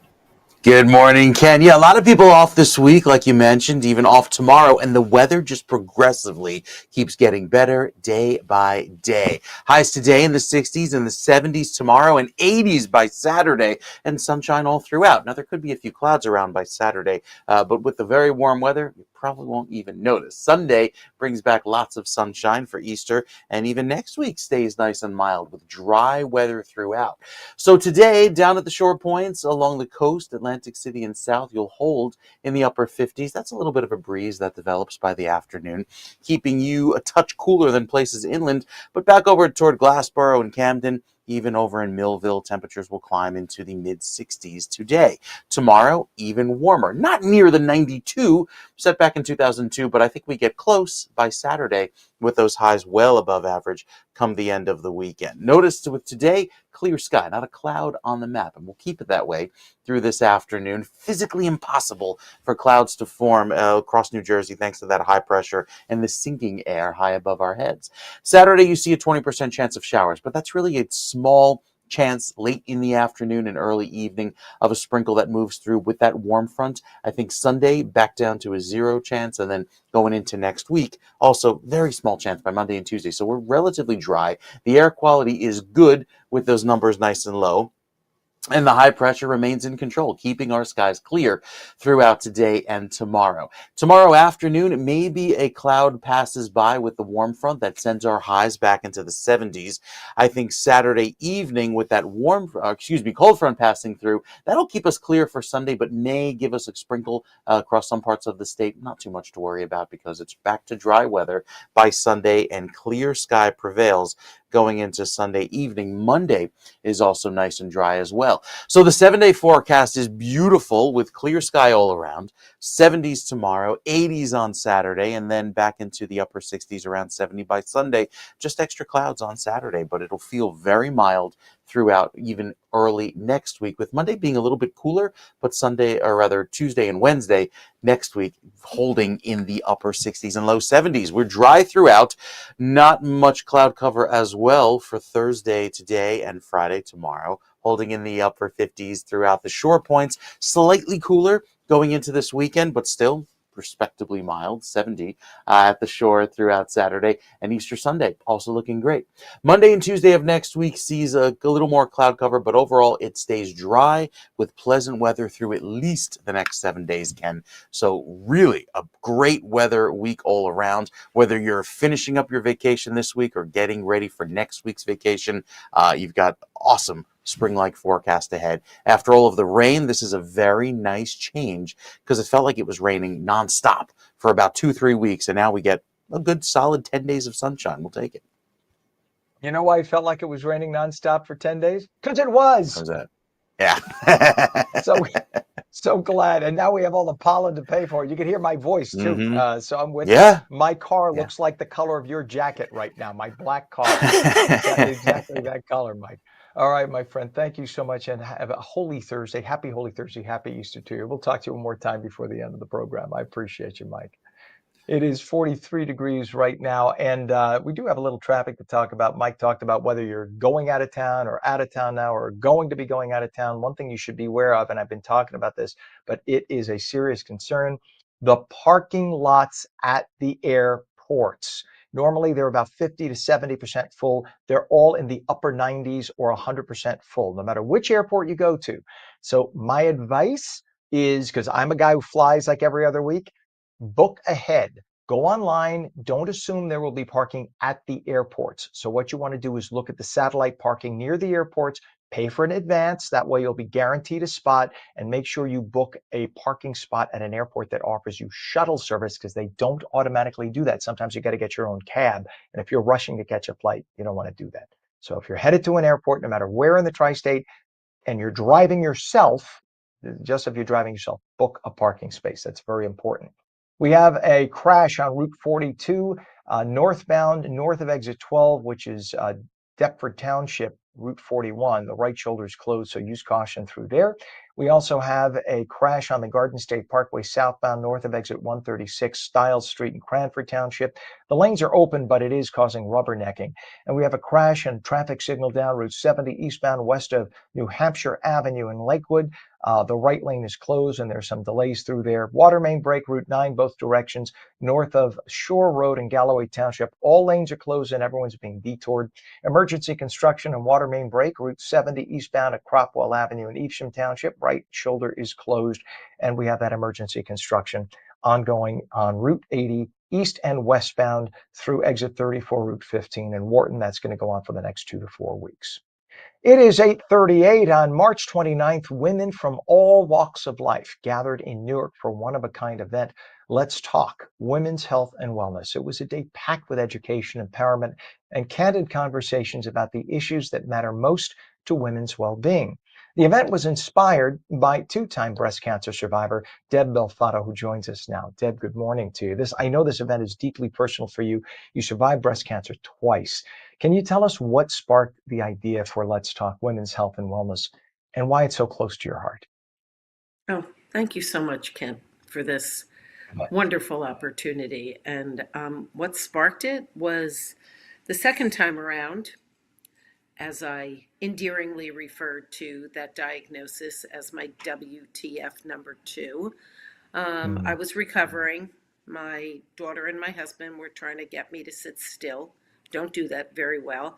And I'm like, I've got it. I want to build a symposium because we were at the peak of the pandemic and women couldn't access healthcare, let alone life. Life was just, who knew what life was? So I looked at my husband, and he's used to my, shall we say, outlandish ideas. And I said, yeah, want to build a symposium. It's more needed now than ever. And so he thought, and he said this to me the other day, he goes, oh, a couple hundred people. I'm like, nope. Want to host this at the New Jersey Performing Arts Center. We want to think now, as my sweater says, we want to think bigger, better, bolder. The more women we can reach with life-saving information and empower them and equip them with the tools to be their own best advocate, the better. So that's when it all began. It was just the other day, April 15th, was the anniversary of my bilateral mastectomy. So hooray for me, and because I have access to quality health care. And the benefit through this is, thank God you're alive and you're here and you can talk about it today. I know it's a life-altering, tragic event at the time, but I thank God that you're sitting here and you're healthy, as I knock wood, and you can talk to other women and all of us about your experience and what it's like to go through it, and that there's light at the end of the tunnel. You can come through on the other end. What do you think the attendees got from this big event this year? Ay, so much. The content was so rich. This was year 3. And oh my goodness, the advisory board, along with myself, just put together a program that was so on point. The topics, we talked about menopause, we talked about mental wellness. Everything is driven from our 5 pillars of wellness. And we covered it so thoroughly in such a comfortable, caring, loving space. I mean, NJPAC just welcomes everyone and anyone. And when you looked that day around the space, I don't know, for me, it's like, this is what the world should look like and can look like. It was Right. pure and true sisterhood. Women came from everywhere and anywhere to reap the benefits of this day. Deb, if I may We jump in, if I, registered, we just had yeah. Deb, we had on, I know you probably know her and can appreciate this. We had on Tamsin Fidel the other day, who is the Oh, you did? menopause expert, right? Tamsin is awesome, a longtime friend of mine. And one of the things she talked about, I know you could probably talk on this, is the fact that women spend so much of their lives caretaking for others. They take care of their husbands or their partners, they take care of their children, their grandchildren, and they never take time for themselves because they're exhausted by the time they help everyone else. And did you find at this gathering, did you find that women tend to ignore themselves? They put themselves last on the priority list, and that they need to up their priority for themselves? Well, absolutely, positively. Um, we opened that day with letting women know how worthy they are of being there. And I like to refer to this day as their me day. And it shouldn't be just be one day. There should be times, frequent times, so that we can refuel and re-energize and renew because we're everywhere doing everything. So I have been in Tamsin's company a lot lately, Mhm. and we're talking the same talk and we're walking the same walk. Yeah, she's awesome and you're awesome. And I know that net proceeds from the event go to local nonprofits supporting women's health. Why was it so important for you to give back in that way? And how will that support make a difference? You know, we're working towards that. To produce an event like this is it's costly, and we have to raise a lot of money, and we have partners in the community, and we're building more partnerships because we really want to expand upon Let's Talk Women's Health and Wellness. It's not intended to be a one and done day.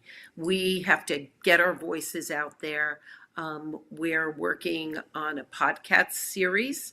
We're working towards fueling the future of Let's Talk. We're planning local community events to give ourselves even more visibility. We're working with community agencies. We're working with many places of worship. So we're covering the bases because we want to reach all women because all women are deserving and worthy of access to quality health care. I survived my breast cancer in 1988, and I survived my breast cancer diagnosis in 2021 because I had extraordinary access to health care. So we're going to keep this going. We're not stopping ever, as far as I'm concerned. Amen. Amen. Keep it going. Amen. Deb Belfato. By the way, for those who don't know, Belfato means made well. That's what, or it can mean made well or done well in Italian. I'd say you qualify for both. Best Well, of health thank to you. you. Happy Easter. God bless you. Thank you for sharing your story with us this morning. It is a story. Sadly, so many women will encounter the challenges, but thank God for people like you to help them through it from your own personal experience. And I want you back over and over again, Deb. Please, okay? Come back again and happy Easter to you. Thank you so very much, and happy Easter to you too, Ken. You bet. Thanks so much. It is 8:47 right now. When we come back, another check of the holiday forecast. We'll have meteorologist Mike Favetta to help us wrap things up before we go for the big, we call it the Paschal Triduum. That's Holy Thursday, Good Friday, and then Holy Saturday / Easter Sunday. It's the big wrap up for Christians, the biggest days of the year religiously. And of course, for our Jewish friends, it is Passover week all week long. So it's a very special Holy Week. And we'll wrap things up in just a little bit. We'll be right back on New Jersey Mornings. Don't go away.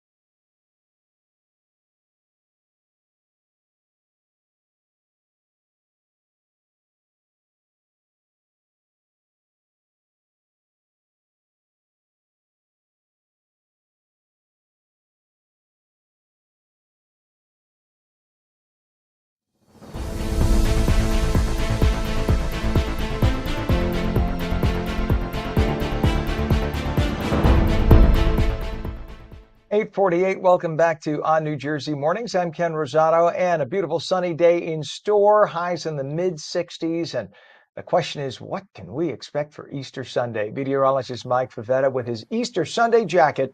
First check of the, or last check, I should say. First check. Let's say a first check of Easter Sunday's forecast, but it's the last check of the Yeah. forecast. Good morning. Good morning, Mike. There you go. Spring is in the air, Ken. We've got a really pretty feel around today and tomorrow and Saturday, and might as well throw in Sunday too, because the weather just looks great. With temperatures today climbing into the 60s across even northern New Jersey, upper 50s for you there in the hills, but making it to 64 in Newark, Hackensack, and Jersey City. Lots of pleasant weather around today. Even Morristown, right there on the green, tapping into 62. So it will feel very pleasant through this afternoon. Remember, air temperature is measured in the shade, so you find yourself in the sun today, and it will look fantastic. Thursday, the drought monitor just updated. Central portion of New Jersey, now no drought whatsoever. That expanded from just a little portion there over in central Monmouth County. There's still a moderate drought across portions of northern New Jersey, entering a severe drought up there in Sussex, and again in southern New Jersey, south of 195. But we're doing better considering how much rain has fallen over the last few weeks. And even with the rainfall amounts over the last 30 days, quite high, we're still running at a deficit there in northern New Jersey, but overall looking better going forward. With the dry weather persisting for the next week or so, that gives plenty of opportunity for the warm weather to prevail. And with that, I think most of the eastern half of the U.S. taps into that warm weather. Here in New Jersey, we have equal chances of rain through the end of the month, which for April, yeah, we could see some wet days, but also some dry days. We get a good string of dry weather days here across northern New Jersey for the 7-day, taking us well into the 80s for Saturday with a mix of clouds and sun. Sunday looks good, high of 69. And then Monday, cooler by a little bit, but we warm right back up into the upper 60s and low 70s through Wednesday. So if you have the next week off, you'll look great weather-wise, even down at the shore points with a high of 70 on Saturday. That'll feel great. That southerly breeze really doing a great job of keeping the sea breeze at bay for the shore points with a high of 70 right along the water. That'll feel quite nice. Sunday for Easter looks great as well. Even clearer skies developing through the afternoon. Monday, Tuesday, and Wednesday all look good with temperatures a narrower range at the shore, but still feeling right on par with what you'd expect for the next week in April. And going forward, it looks warm even through the end of the month. So we keep that sunshine rolling in, Ken, through the end of the week. It looks to be a beautiful weekend. Happy Easter to you. And we'll see you back next week. Lots of great weather to enjoy. Be Easter to you, my friend, as well. God bless, and have fun with the baby and the doggy, and enjoy your weekend. We'll catch you again next week. All right, pal. It's 8:52. Checking some traffic. Of course, we couldn't get through the whole morning without something happening. I was thinking before, mention that the GWB is such a great ride, and look what just happened. Somebody, I guess, took advantage of the light traffic, and now there's a crash. Hopefully they're okay, but there's a crash on the GWB upper level westbound on the New Jersey side. So this is not going into New York. This is coming from New York going into New Jersey, but nonetheless, a crash. Sometimes that causes rubbernecking the other way. And it's in the center lane, the worst place for a crash, because now people don't know where to go to get around them. But that is, again, westbound upper level GWB, right in the middle, just over onto the Jersey side of the bridge. We have parking related issues at all the major airports in the tri-state. So if you intend on driving yourself to the airport to get out of town for the holiday weekend, make sure you book a parking spot either at the airport or at one of the satellite lots, and make sure those wherever you book has shuttle service to get you to the airport, because a lot of times it looks like a cheap deal. Wow, it's only $4 a day. You find out when you get there, they do not drive you to the airport, and you have to wait 15, 20, 30 minutes to get an Uber to get to the airport. From personal experience, heads up on that. We have a crash and traffic signal down on Route 70 eastbound west of New Hampshire Avenue in Lakewood Township. The right lane is closed. Water main break on Route 9 in both directions. It's by Shore Road in Galloway Township. All lanes closed and people are being detoured there. We have emergency construction and water main break on Route 70 eastbound at Cropwell Road. And that is, let's see, of course, it just updated in front of me here. Okay, yeah, Cropwell Road, there we go. In Evesham Township, the right lane is closed, so use caution through there. And we still have that emergency construction, I-80 both directions, and that's at exit 34, Route 15 in Wharton. It'll be 2 more weeks on the westbound side before they can open a lane, and 4 more weeks on the eastbound side before they can open a lane, just so they can make sure everything is safe with all those sinkholes. It is 8:54. The Federal Aviation Administration is testing drone detection systems in Cape May, and that's following unexplained drone sightings last year. Over 2 weeks, the FAA will deploy 100 drones from tiny to 1,320-pound models to evaluate remote ID, acoustic array, and X-band radar technologies. The goal is to ensure these systems can spot drones without disrupting aircraft navigation. This comes after hundreds of drone reports in New Jersey last November and December, which officials say included commercial, hobbyist, and law enforcement drones, plus mistaken sightings of stars and aircraft. Transportation Secretary Sean Duffy, who lives in New Jersey, by the way, promised transparency, calling the tests vital for national security and safety. 8:55, the Trump administration has ordered a halt to construction on the massive Empire Wind project off of New Jersey and New York's coasts, citing inadequate analysis by the Biden administration. They rushed through the environmental impact studies, by the way, in order to push this through. Interior Secretary Doug Burgum directed the Bureau of Ocean Energy Management to suspend all work by foreign developer Equinor of Sweden and launched a sweeping review of existing offshore wind permits. The move, a win for fishing groups and wildlife advocates, follows concerns over marine habitat destruction and threats to endangered species. Birds tend to fly right into the spinning blades, and they die by the tens or hundreds of thousands every year. Empire Wind, meant to power parts of New York City, faces an indefinite pause as the review unfolds. You'll remember Governor Cuomo at the time shut down the Indian Point nuclear power plant, anticipating the construction of one of these plants. Unfortunately, he did the stupid thing by shutting down something that gave 15% energy to the tri-state. In terms of Indian Point, it was running perfectly fine. And of course, we don't have the wind plant open now. So now we are going to be in a deficit. Expect brownouts through much of the summer in the New York City area. Thank you, Governor Cuomo at the time, Governor Cuomo. 8:56, Health and Human Services Secretary Robert Kennedy held a press conference revealing some startling information about autism. He says the autism rate among 8-year-olds is now 1 in 31. Autism rates have increased by 480% since 1990. And Secretary Kennedy says a series of studies investigating the environmental causes of autism will be released within 3 weeks. In Patterson, DeGrasse Street, set to host the Way of the Cross play, has been repaved just in time for Good Friday, which is tomorrow. Thanks to a swift response from Mayor Andres Saya, Monsignor Gino Silva has raised concerns about the street's dangerous conditions, but Mayor Saya says that is now taken care of. They don't have to worry about that anymore. And that is the good news. One thing about Mayor Saya, say what you'd like about him. A lot of people have complained because he has been at a lot of different religious events over the years for the different religious communities in the city. But one thing he does is he kind of treats everybody pretty equally, and he takes care of all the different religious groups. And that is on New Jersey for this day. Currently is 43 degrees at 8:57. Meteorologist Mike Favetta says beautiful sunshine today, highs in the mid-60s. Skip right over to Sunday, another nice day. Only temps are a little cooler in the low 60s, but it'll be a nice Easter Sunday. It is Thursday, April 17th, though. Holy Thursday is the day. I'm Ken Rosato. You could stream us at ONNJ.com, Roku, Fire TV, News On, Samsung TV Plus, Apple TV, YouTube, Facebook, and X. Now we stream live on Rumble and Twitch at twitch.tv/OnNewJersey.